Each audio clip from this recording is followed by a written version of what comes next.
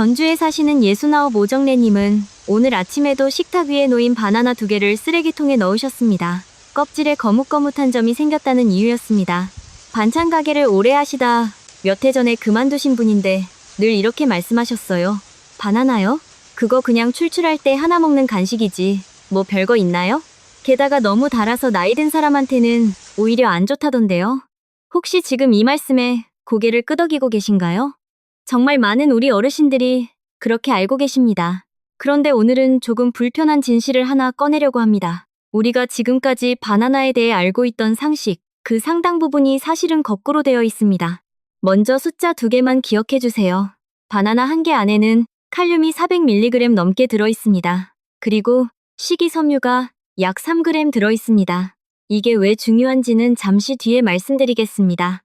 다만 세계보건기구가 어른들에게 하루에 칼륨을 3,500mg 이상 드시라고 권하고 있다는 것, 이것만 먼저 머리 한쪽에 넣어두시면 좋겠습니다. 시작하기 전에 한 가지는 분명히 말씀드리겠습니다.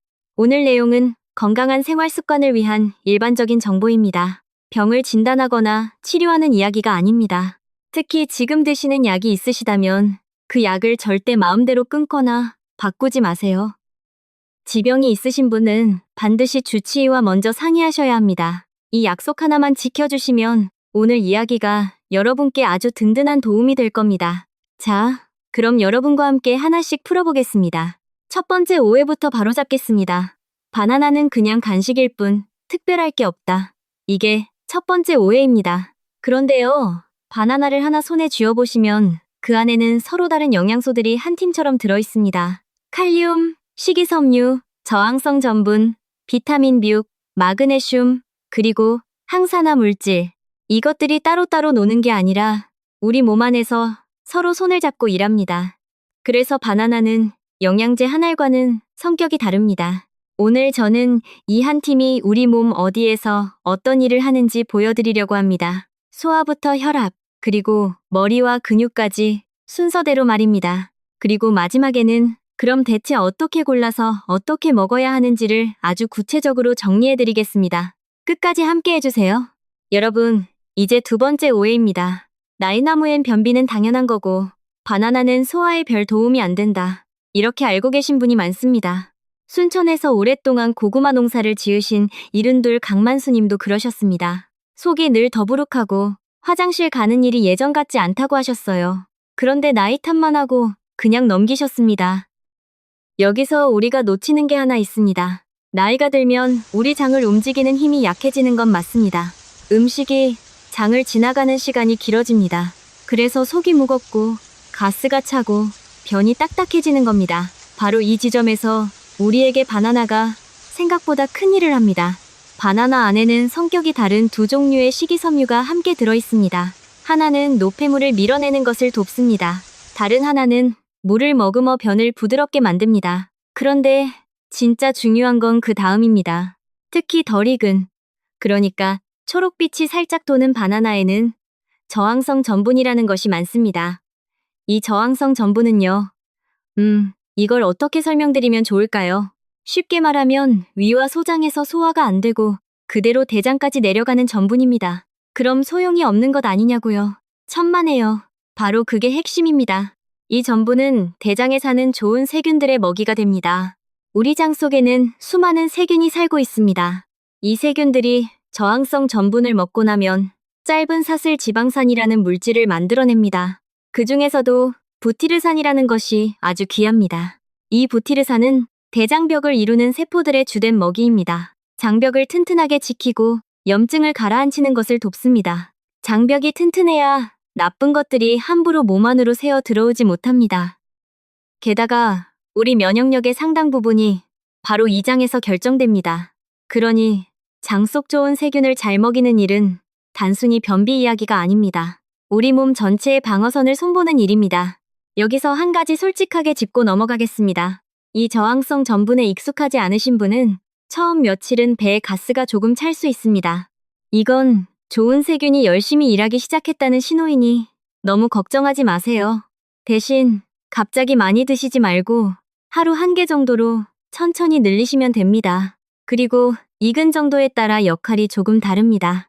점이 조금 생긴 잘 익은 바나나는 부드러워서 변을 무르게 하는 데 도움이 됩니다. 반대로 초록빛이 도는 덜 익은 바나나는 저항성 전분이 많아 세균의 먹이로는 더 좋습니다.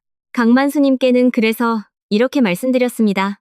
아침마다 잘 익은 바나나를 천천히 하나 드셔보시라고요. 속이 편해지는 걸 먼저 느끼실 겁니다. 여러분, 이제 세 번째 오해로 넘어가겠습니다. 이건 정말 많은 분들이 오해하시는 부분입니다. 혈압은 짜게 먹는 게 문제지 바나나 같은 과일이 무슨 상관이냐 이렇게 생각하십니다. 절반은 맞습니다. 소금을 많이 드시면 혈압이 오릅니다. 그런데 나머지 절반이 빠져 있습니다. 소금을 줄이는 것만큼이나 칼륨을 채우는 일이 중요합니다.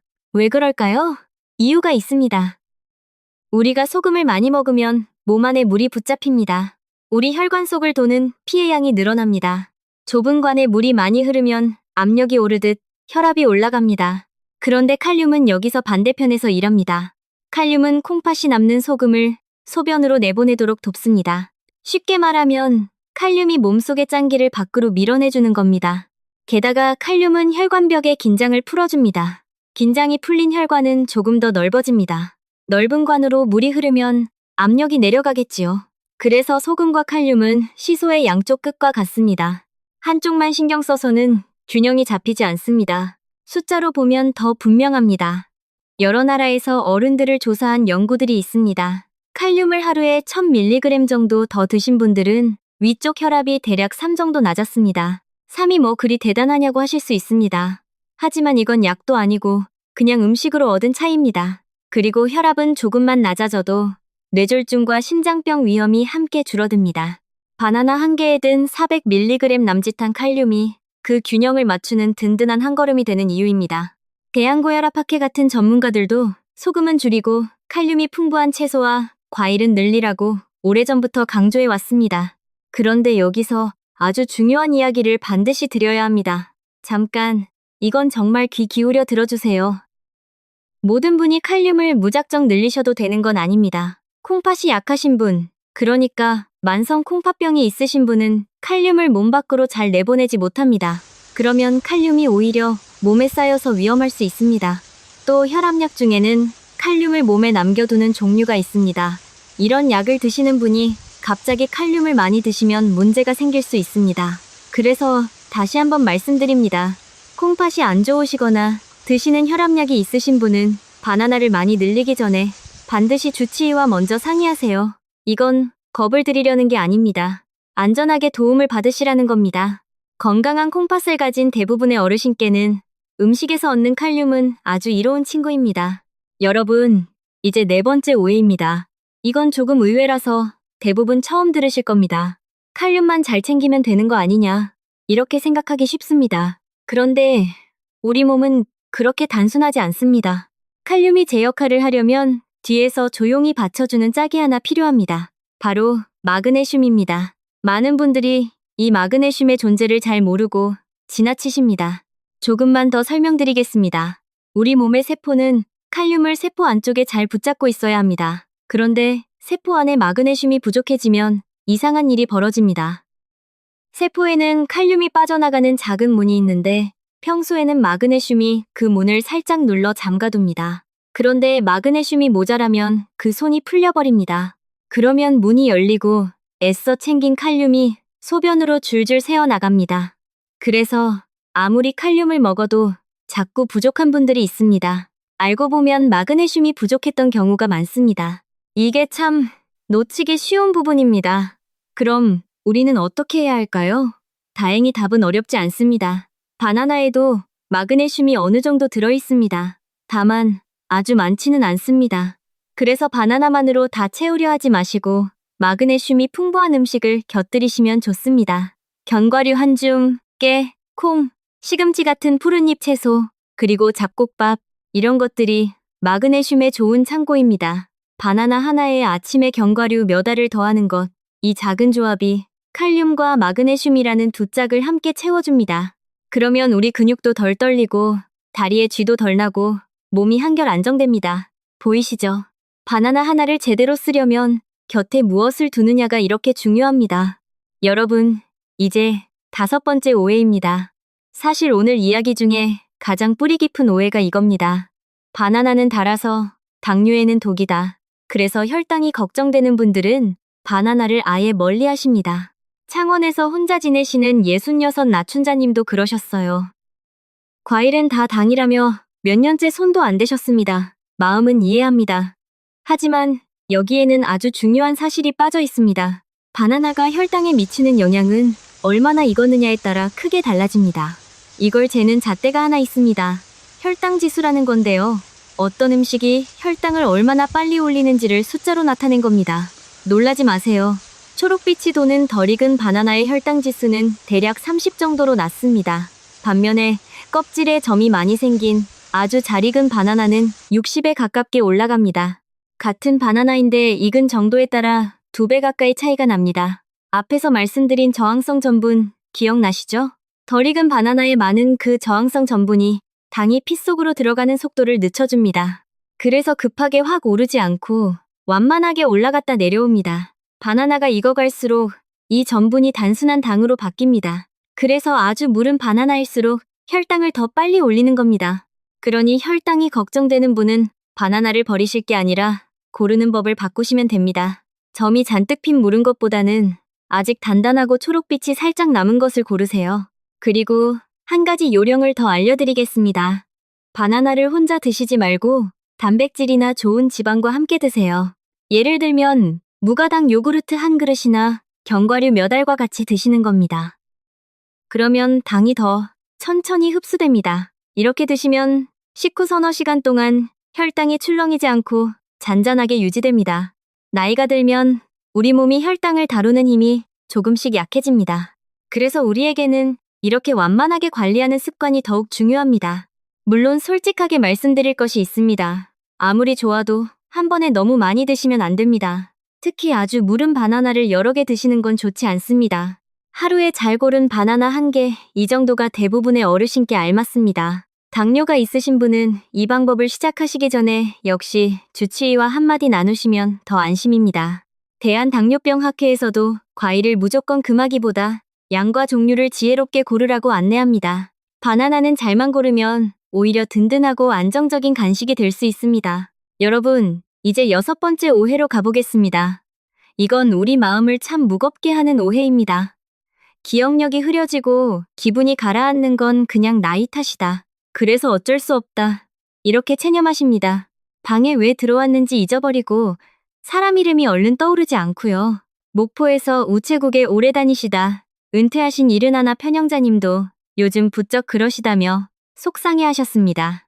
그런데 이걸 전부 나이 탓으로만 돌리기 전에 우리 뇌가 무엇으로 움직이는지 잠깐 들여다볼 필요가 있습니다. 우리 뇌는 세포끼리 신호를 주고받으며 일합니다. 우리 몸에는 이 신호를 나르는 심부름꾼 같은 물질들이 있습니다. 기분을 편안하게 하는 것, 집중을 돕는 것, 마음을 가라앉히는 것. 그런데 이 심부름꾼들을 몸이 만들어내려면 재료가 필요합니다. 바로 그 재료를 돕는 것이 비타민 B6입니다. 바나나에는 이 비타민 B6가 넉넉하게 들어있습니다. 쉽게 말하면 바나나가 뇌의 심부름꾼을 만드는 공장에 재료를 대주는 셈입니다. 이 재료가 넉넉하면 신호가 매끄럽게 오갑니다. 부족하면 신호가 느려지고 그래서 안개가 낀 듯 멍한 느낌이 들 수 있습니다. 재미있는 사실이 하나 더 있습니다. 바나나가 잘 익어 껍질에 점이 생기면 그 안에 마음을 편안하게 하는 성분과 항산화 물질이 늘어납니다. 그래서 잘 익은 바나나 하나는 기분을 다독이는데도 조용히 한 몫을 합니다. 물론 바나나 하나 먹는다고 기억력이 하루아침에 되살아나는 건 아닙니다. 그건 과장이겠지요. 다만 매일의 작은 습관이 쌓이면 마음이 한결 편안해지고 머리도 조금 더 맑아지는 걸 느끼실 수 있습니다. 현영자님께도 아침마다 바나나 하나와 따뜻한 물 한 잔을 권해드렸습니다. 작지만 꾸준한 습관, 그게 우리 뇌에는 큰 힘이 됩니다. 여러분, 이제 마지막 7번째 오해입니다. 나이 들면 기운 없고 다리 힘 빠지는 건 어쩔 수 없다. 이렇게 받아들이고 포기하시는 분이 많습니다. 그런데 이건 그냥 넘길 이야기가 아닙니다. 원주에서 목공소를 오래 하시다 접으신 75 서동팔님은 요즘 의자에서 일어설 때 팔로 짚어야 한다고 하셨어요. 근육이 빠지는 걸 스스로 느끼신 겁니다. 우리 근육은 30대를 지나면서 10년에 약 3에서 5%씩 줄어듭니다. 그리고 60을 넘으면 그 속도가 눈에 띄게 빨라집니다. 80이 넘으면 10명 중 서너 명 이상이 근육이 크게 줄어든 상태가 됩니다. 우리 근육이 빠지면 넘어지기 쉽고 한번 넘어지면 뼈가 부러지기 쉽습니다. 그러면 우리가 자리에 눕게 되고 결국 자식들에게 신세를 지게 됩니다. 이게 참 많은 어르신이 가장 두려워하시는 일입니다.